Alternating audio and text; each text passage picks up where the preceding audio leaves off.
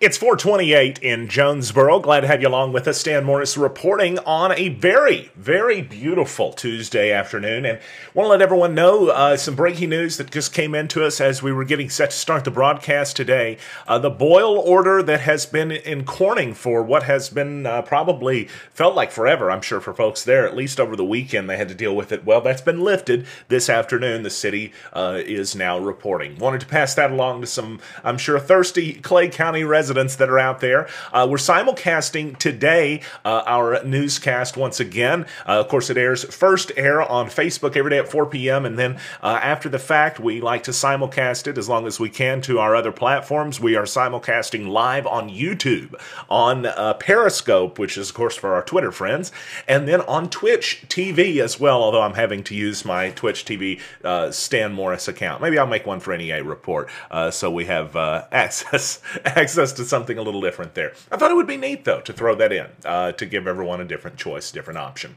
It's 1 minute until the bottom of the hour. 4:29 is the time right now in Jonesboro, Arkansas. Let's begin with the news, okay?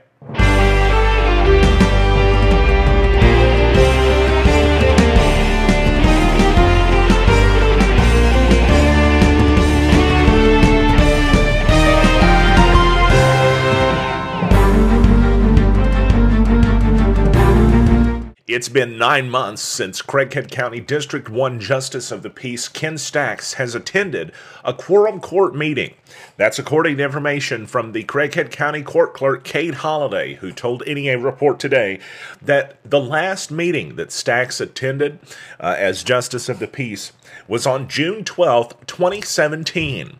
We're making this broadcast on March 13th, 2018, 9 months later. Recent reporting in the Jonesboro Sun has centered around this topic, first brought it up as a matter of fact, and it also added that several sections of Arkansas municipal law could end up deciding this, with some of them specifically discussing how that a JP member can't miss more than 3 months unless it's due to sickness or an excused absence by the quorum court. But members of the quorum court have said that Stacks may be missing because of his illness. That's what they said in today's edition of the Jonesboro Sun. The other subsection of the law says that the quorum court would be the one to determine that the incumbent has been disabled to the point that they cannot perform the duties of their office. According to the Sun's reporting, Stacks is not being paid for his time away, but he may be receiving insurance benefits. Nonetheless, the quorum court, specifically the Finance Committee, has committed to bringing this topic up at a full meeting of the Craighead County Quorum Court in just a couple of weeks from now. We reached out to Stacks on the phone number listed on the craigheadcounty.org government website to try to get a comment from him, and here's what we received. Your call has been forwarded to an automated voice messaging system. Ken Stacks Is not available. The mailbox is full and cannot accept any messages at this time. Goodbye. The City of Jonesboro has received $6,000 in grants from the Blue and You Foundation that will hopefully go toward helping improving the health of Jonesboro residents. There are actually 6 $1,000 mini grants, we found out in a press release today from the city. And included among the $1,000 rewards are the following: Jonesboro Animal Control's Health and Safety First program, which will pay for tourniquet kits and training for animal control officers in the field and office. Could help out in case some type of sharp bite happens, perhaps near some type of arterial area. Well, what about this? The Fire Department Smoke Alarm Program, in which Jonesboro Fire Departments installs free smoke alarms for those in need. If you didn't know about it, just call them. They'll install a fire alarm at your house for free. That's how much that we need to have fire alarms out there around and about in the community. Jet's improved trauma response capabilities with public transit program, which will provide tourniquet kits in all Jet vehicles. The police department's Get Fit program, which provides a fitness rower for office use. Parks and Recreation's Allen Park Trauma Kits program, which will place tourniquet kits for visitors at Allen Park Community Center to reduce response time of traumatic events, and automated external defibrillators to be placed in the Municipal Center at 300 South Church Street for use by employees and visitors. City grant writers applied for the funds in March, and the Blue and U program announced the awards this week. They could be called mini grants, according to the city director of community development, Tiffany Calloway, but she said, quote, they have the potential to save lives. Indeed, they do. It's something that the mayor, Harold Perrin, was very proud about and mentioned, quote, the city appreciates the Blue and Hue Foundation, and having these kits is a service to not only our employees in the field, but our residents at large. While on the subject of news involving Tiffany Calloway, she's the new president of the Inventors Club of Northeast Arkansas, and they sent along a release announcing this week they're having their second meeting, and it's going to take place Thursday, March 15th at the Fat City Grill, 3751 East Johnson in Jonesboro.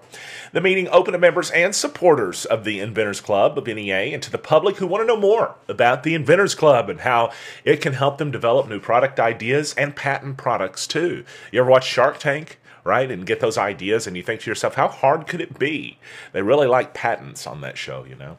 The website for Inventors Club of Northeast Arkansas is inventorsclubofnearkansas.org. There's the agenda on NEAreport.com if you'd like to find out more. We always love recognizing those kids that are out there and they're learning and they're finding out more and demonstrating their aptitude in sciences. And that's what we're doing right now in mentioning the Northeast Arkansas Regional Science Fair winners, which were announced. Just as a matter of fact, we just received the release yesterday. The winners in the senior and junior divisions of the NEA Regional Science Fair were announced during an awards ceremony at Arkansas State University, the release said. Senior high and junior high students from schools in 19 participating counties competed in the 62nd annual fair, displaying their projects in Centennial Hall of the Ring Student Union. So the top 4 winners in each senior high category, grades 9 through 12, automatically qualify to enter the State Science Fair in Conway. That's April 3rd through the 4th. The top 3 overall senior high division winners at the state level and their teachers will receive an expense-paid trip to the Intel International Science and Engineering Fair in Pittsburgh. Pretty cool, huh?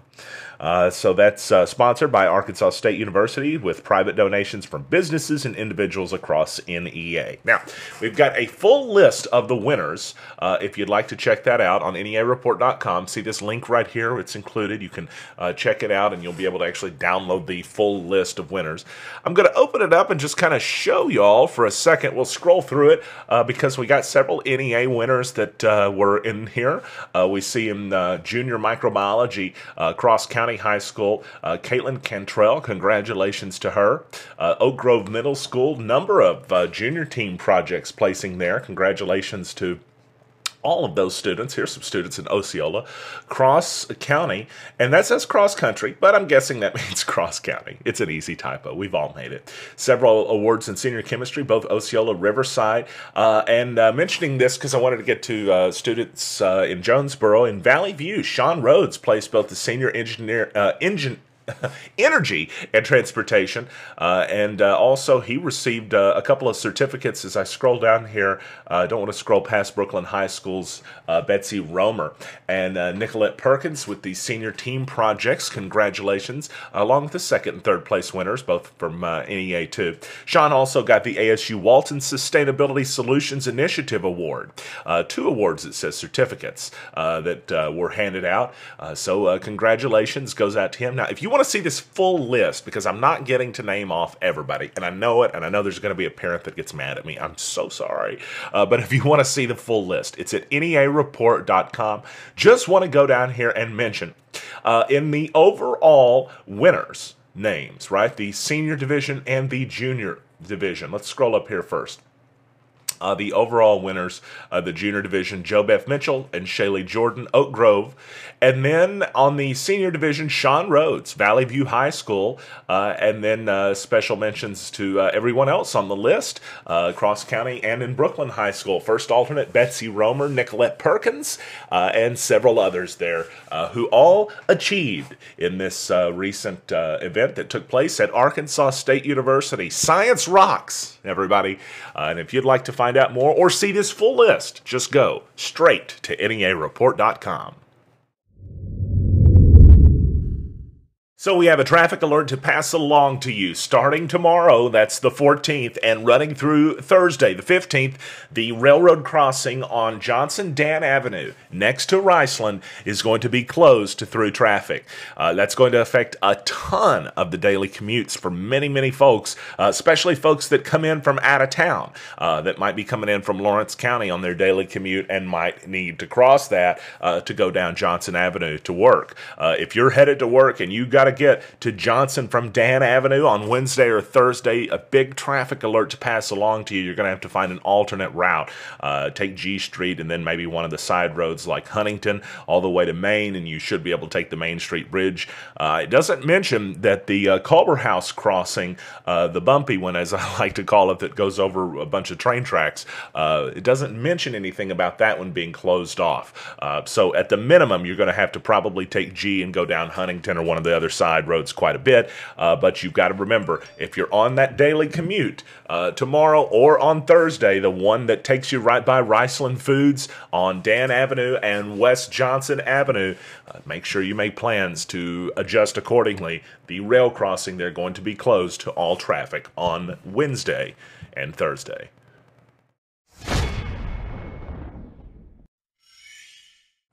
A parole search in Waldenburg that happened Monday afternoon, we found out about today, led to the arrest of a man on suspicion of having meth, marijuana, drug paraphernalia, and pills, and other items as well. It happened at 1:15 p.m. The Poinsett County Sheriff's Office reported in a press release after they conducted a parole search at George W. Sidon's residence at 402 Parker Street in Waldenburg. He was also listed as an absconder with the Arkansas Community Correction, meaning he was on parole but not doing what he was supposed to do. During the search, meth, marijuana, drug paraphernalia, and prescription pills were seized.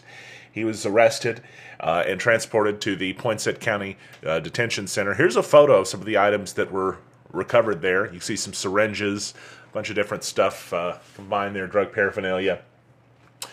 He's facing several charges: possession of a controlled substance, meth, possession of a controlled substance for the cannabis, possession of a controlled substance for the pills, along with possession of drug paraphernalia charges. Each drug type comes with its own paraphernalia charge. He is being held at the Poinsett County Detention Center to await probable cause hearing as of last check, according to the release. If this gym bag were to perhaps jog any memories for any of our viewers out there, then we want you to pay attention to this next story. Today, the Cross County Sheriff released several photos of what were said to be depictions of items of evidence found at the scene of the twin deceased children, deceased babies that were found in their jurisdiction. The three photos, and we're going to show those to you right now. They are on NEAreport.com. One of them is this pair of pants. One of them is this gym bag that features Tigers 3 on it. Then the final photo is of this type of luggage or suitcase type of storage compartment that is blue. The items are what are recovered, or what were recovered from the scene of the children's death. The red pants are polo, it says, with an elastic waistband. The suitcase is a purple high-pack brand semi-hardtop. The orange bag has Tigers number 3 on it. Want to go through these photos again and show them to you one more time, because if you have any information about this, or even if you may have embroidered the orange bag because somebody did, then contact the Cross County Sheriff's Office, 870-238-5700. Again, if you did this embroidery right here, if you may have any idea of who did, then let's just get this out there, because they're trying to find out who it could have been, who it may have been that knew something, that was there at the scene, or that might be able to lead the Cross County Sheriff's Department to someone who was. Again, if you have any information about this, call the Cross County Sheriff's Office, 870-238-5700, and you can go to NEAreport.com and click on the crime page if you'd like to find out more information about this story.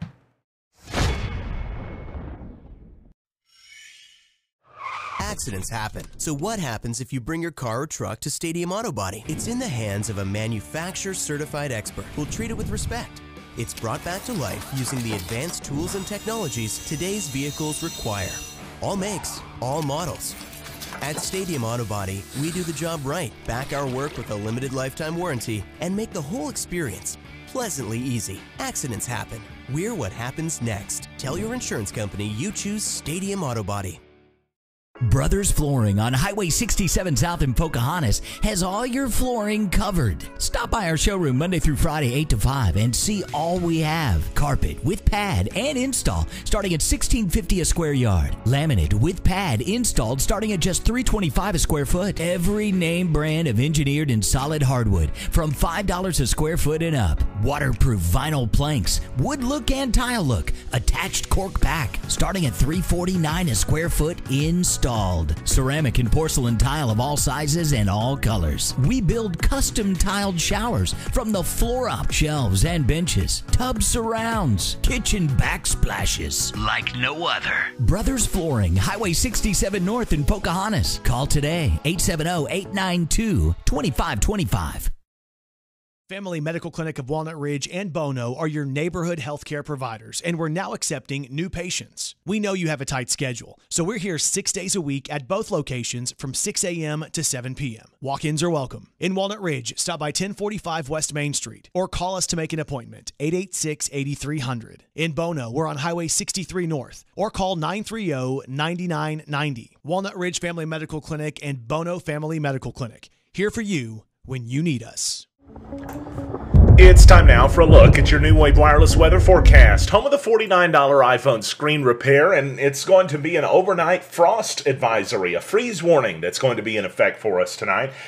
It comes in after midnight, and it's going to last until, well, it lasts according to the readout until 10 a.m. Of course, it's probably well before then that it's going to stop being freezing. But the Weather Service is saying that sensitive vegetation will be susceptible to damage from freezing conditions tonight into Wednesday morning, as the temperature is going to drop a little bit below 28 degrees in some spots, it says. In Jonesboro, the overnight low right now is forecast to be 30 degrees tonight, but we do have that area, that freeze warning does cover Jonesboro, Crittenden County, Cross County, Poinsett, and Craighead counties, as well as much of the Mississippi River Basin. So just want to mention that if you do happen to be one of those folks out there that are planning patchy frost after 1 a.m., otherwise clear with a low down to around 30. For your Wednesday, patchy frost before 9 a.m. and sunny skies otherwise with a high near 53. Even though it could be a little bit warmer, it's still going to look pretty nice, but we'll get all of our cake and we'll get to eat it too on Thursday, because 68 degrees is what it's going to feel like outside, and sunny skies. You've got to let the office work with their windows open. Maybe even let the office staff work outside if you can. But Thursday night, all the good news starts to end, because after 1 a.m., a 40% chance of showers and thunderstorms rolls in with increasing clouds and a low down to 48. Now for Friday, the rarely seen, at least so far for us, thunderstorm cloud is popping back up as showers are likely, and thunderstorms are also in the mix too. It says thunderstorms likely as well, with mostly cloudy skies, a high near 62, 60% chance of seeing that precip. And the same thing, Friday night, showers likely, thunderstorms possible still, mostly cloudy, a low 49. For your Saturday, just so you know, you got a slight chance of some showers, but it should be another really nice day. They're now giving us less of a chance of this weekend being rain-filled, and they're just saying the showers and thunderstorms biggest chance will be on Friday and Friday night. Still slight 20% shots of rain on Saturday, Sunday, and even Monday too. But the good news is the temperatures are going to be in the mid-60s for Saturday and Sunday. And with most of the day, most of us avoiding rainfall, it's going to be partly sunny day. So it should be a nice enough day for you to hit the park or run your knee into your desk. That's what you just heard. There's a great article online on Talk Business by our friend George Jarrett about Jonesboro having the need to attract and keep young professionals. It says entrepreneur as the person saying that, but we know that entrepreneur is being Ted Herget. He's a supporter both of NEA Report, but also somebody that we've spoken to at great length about different subjects, and we're helping to try to get the word out about this because it just so happens to be something we agree. He mentioned livability will be a top priority for the upcoming crop of young professionals. And he hopes to make that word, livability, what it is stuck in the mind of folks on this debate, as he wants to see young professionals continue and more so begin to thrive in NEA and in Jonesboro than they have been before. He's invested quite a bit, millions of dollars downtown and across Jonesboro. It says he's bought more than 100 houses and properties in and around the city's downtown area. He mentioned, quote, our next generation workforce isn't going to be driven by salaries. They want to work in places they want to live. He said, quote, we have a fluid economy. If our city doesn't move with it, the outlook is grim. There's a lot of other talk in this wonderful article about this. If you haven't had a chance to check it out yet, go to talkbusiness.net. That's talkbusiness.net. It's Talk Business and Politics. And as I mentioned, our friend George Jared has this article online, and you can recognize it in the photo that features the downtown area.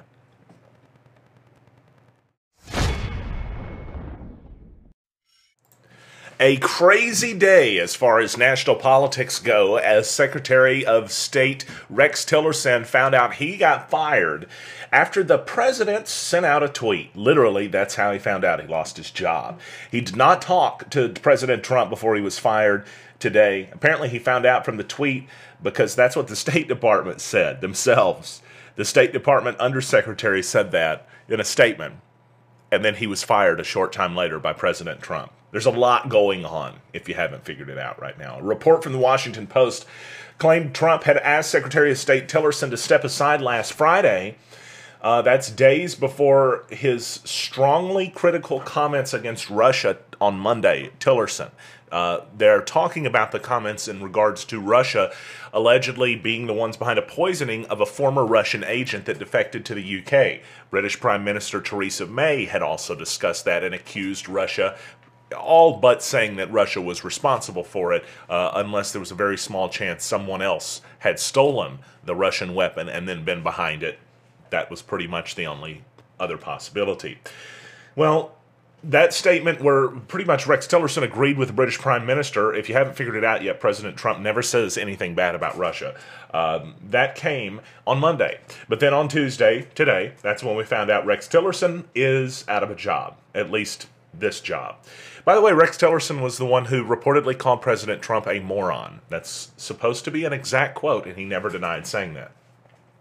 A statement from Undersecretary of State Steve Goldstein, and tweeted then by ABC News reporter, said, quote, the Secretary had every intention of staying because of the critical progress made in national security. It said he will miss his colleagues at the Department of State and foreign ministers he has worked with throughout the world. The Secretary did not speak, it says, to the President and is unaware of the reason, but he's grateful for the opportunity to serve, and and still believes strongly that public service is a noble calling. It says, we wish Secretary-designate Pompeo well, referencing CIA Director Mike Pompeo, who is going to be taking over Secretary of State Tillerson's position. And ABC later reported that Goldstein, who issued that statement contradicting the official account of Tillerson's firing, was himself fired by the White House. That's the tweet right there. And you can see that ended his job.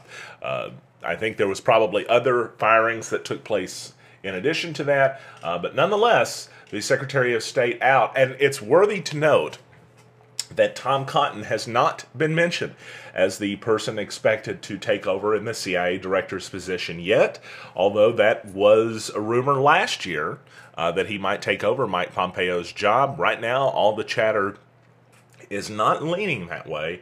We'll just have to wait and see, because you never know what surprise could come out of Washington these days. It was on this day 1 year ago, and really the last several days a year ago, that we saw Arkansas weather really kind of earn its name if it hadn't already before. Take a look at this. This photo from John and Lisa Walter out of Lawrence County shows just how crazy things can go in a span of 3 days. Take a look at this. On the far left, the photo, yes, it's the same yard. It's hard to imagine. The same yard, 3 days apart, but it was snow-covered. By the next day, on Sunday, March 12th, it looked like it was a spring day. It was, fairly nice. I mean, all of the snow had melted off from the previous day, so it had to warm up a little, right? And then by Monday, it was snowed over again. Crazy Arkansas weather, to say the very least. Hey, thankfully, it's not that crazy for us right now or this week. Just a final reminder that we're going to have a freeze warning in effect for a great deal of northeast Arkansas tonight, as temperatures are expected to dip down below freezing. In Jonesboro, they're looking to be around 30 degrees, could drop below 28 across NEA and some other areas. Just want to let you know of that, and also let you know we're expecting right now showers and thunderstorms to roll in on Friday. Other than that, we're not expecting a whole lot to happen between now and your Friday, except maybe Thursday night, a few showers starting to roll in the very late hours. Should be a nice day tomorrow and a really nice day on Thursday. That's what we've got on the news plate for today on NEA Report. Thank you so very much for joining us. Back tomorrow with more news from Northeast Arkansas until breaking news breaks out, in which case, hey, we'll just pop back in and tell you what's up. Have a great night, everybody.